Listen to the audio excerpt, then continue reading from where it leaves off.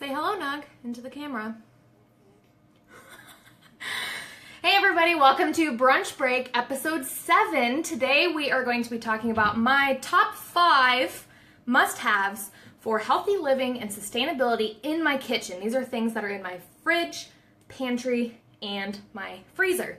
So I think it's really important to talk about how important it is to have healthy go-to things that are in your kitchen so that you can thrive on a whole food plant-based lifestyle, so that you can thrive and reach your goals, reach optimal health, and really live healthfully so that you don't have to deal with the shame, the guilt, the overweight, the constant struggle of fad diets and all that stuff. Because I did for so long. I struggled so much with fad diets and counting calories and watching portions and, you know, putting things into little containers and weighing things out. And I did this my whole life, and it was very stressful. And let's be honest, there were no real sustainable results. I mean, yeah, I would see some weight loss sometimes, but it wasn't until I discovered the whole food plant-based lifestyle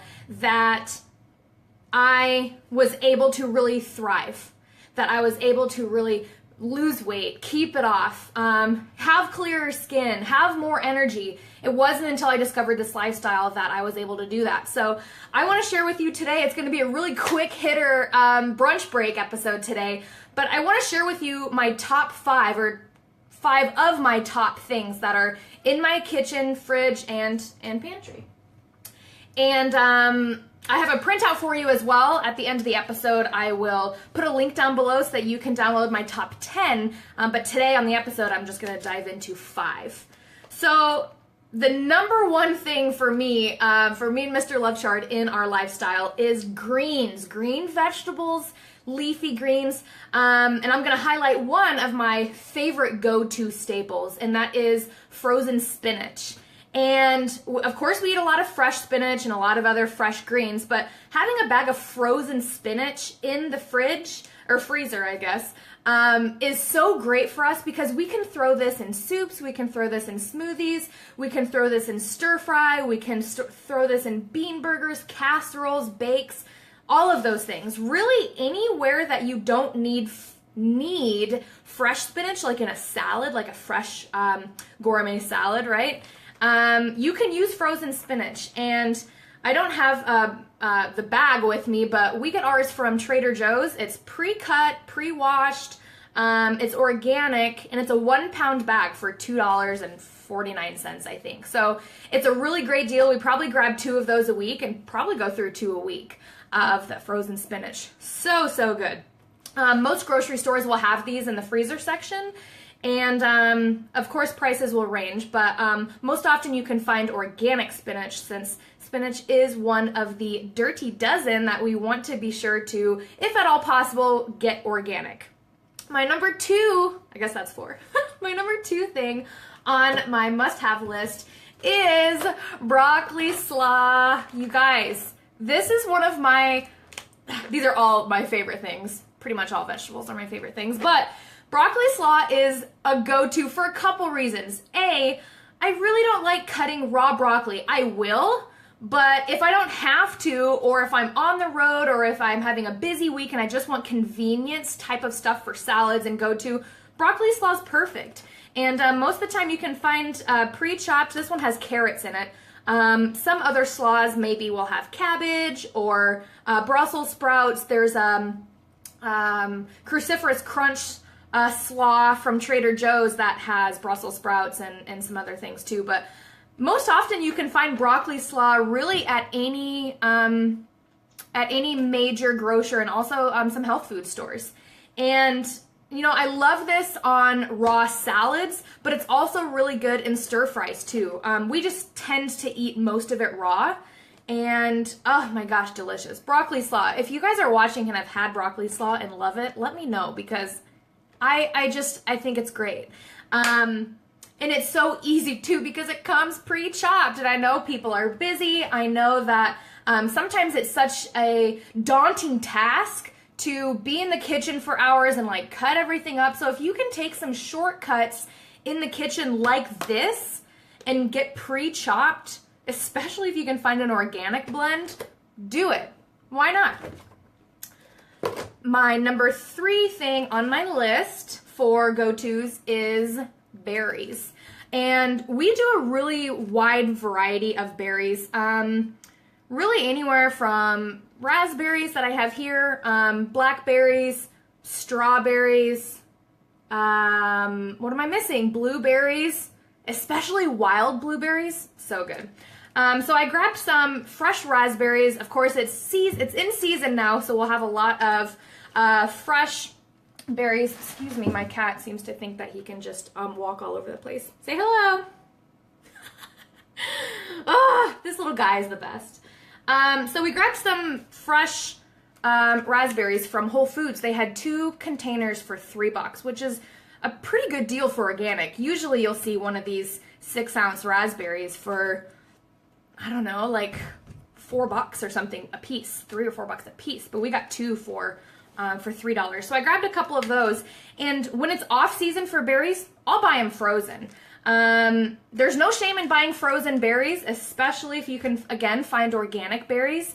And they don't just have to be used for smoothies. Like, oftentimes people think the only thing you can do with berries or frozen berries is smoothies, but try melting them, or not melting, thawing them and blending them into a syrup, putting those over oatmeal, tons of different things that you can do with frozen berries. So don't be afraid to grab some frozen fruit, really all year long, but especially in the winter when we don't see really fresh, ripe, in-season berries in the stores or at, you know, any super farmers markets or anything in the winter.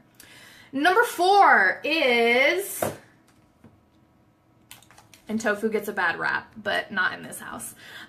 We get extra firm organic tofu every single week. We probably go through 2 a week, I would say is probably average. Sometimes 1, sometimes 3. It just kind of depends on what we're making, what we're in the mood for, and all that. But we want to stick to organic tofu. Really organic soy in general. The problem with soy, if it's not organic, it's got a lot of crap on it that we don't need. So if we stick to whole soy and we stick to organic soy, which by definition is also non-GMO as well, that's where we want to stick to. So tofu is one of those, minimally processed. It's just whole soybeans pressed and put together into a brick. And then edamame and tempeh. Those 3 are minimally processed soy. Stick to organic and you'll be fine. One of the main things that we do with this is make our nutritarian sour cream mayo cream blend. And you can do so with organic or with firm tofu, even though it's not silken or soft. All you have to do is have a high-powered blender, basically, and add in a little bit of extra water and vinegar. I'll put that link down below to the recipe for that, because that is, it's a staple in our house for sure, the nutritarian sour cream and mayo. And the base is tofu. I have on the printout, too, if you have a soy allergy or a soy intolerance, you can use white beans instead of tofu for the sour cream mayo. You could also do cashews or do half and half too. So a lot of options too if you do have a soy allergy or intolerance. If you don't, whole organic soy is fine. And my number 5, so we're only going to do 5 today on today's episode, but you'll get top 10, link below to grab my top 10.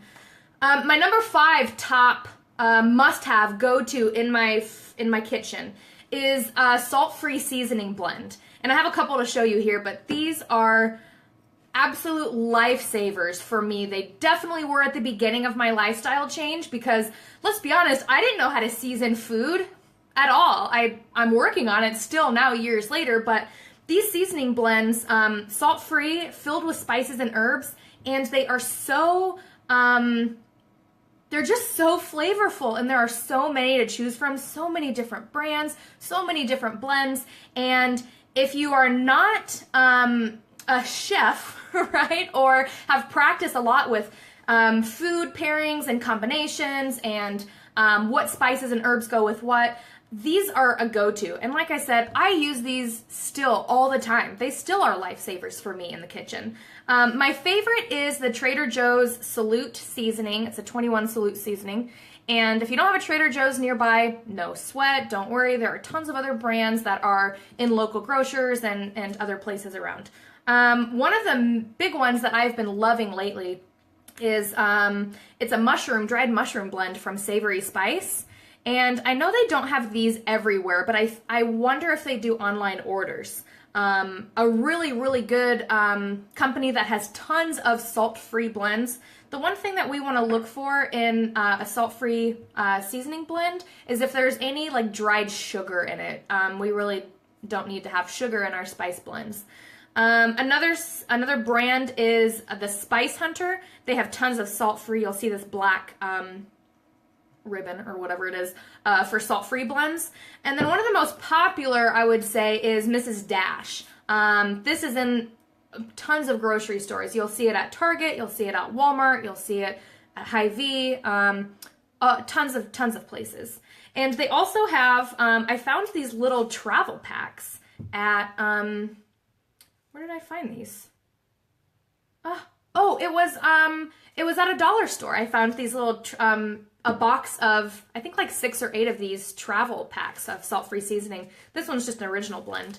And I keep a bunch of these in my purse, in my car, and so if I'm ever anywhere that just has like plain vegetables or plain salad with nothing on it, I can kind of spice it up with the salt-free blend. I've pulled a couple of these out at weddings before, when my meals came that were just, salad or quinoa or a baked potato or something and not anything on it, which was great, but I had this to pull out and season it with. So, all right, there's my top 5. Wow, that went quick. I want you guys to grab my top 10 must-haves. I'll talk about 5 of my other top go-tos in my kitchen for sustainability, for health, and to have something to go to that you love that is healthy in your kitchen is a must. So you can grab my top 10 list at lovechard.com/top10. It's the number 10. And I'll put that link down below so you guys can grab that. And I will see you next week, next Tuesday, here on the Love Chard page at 11 a.m. Central Time for Brunch Break episode 8.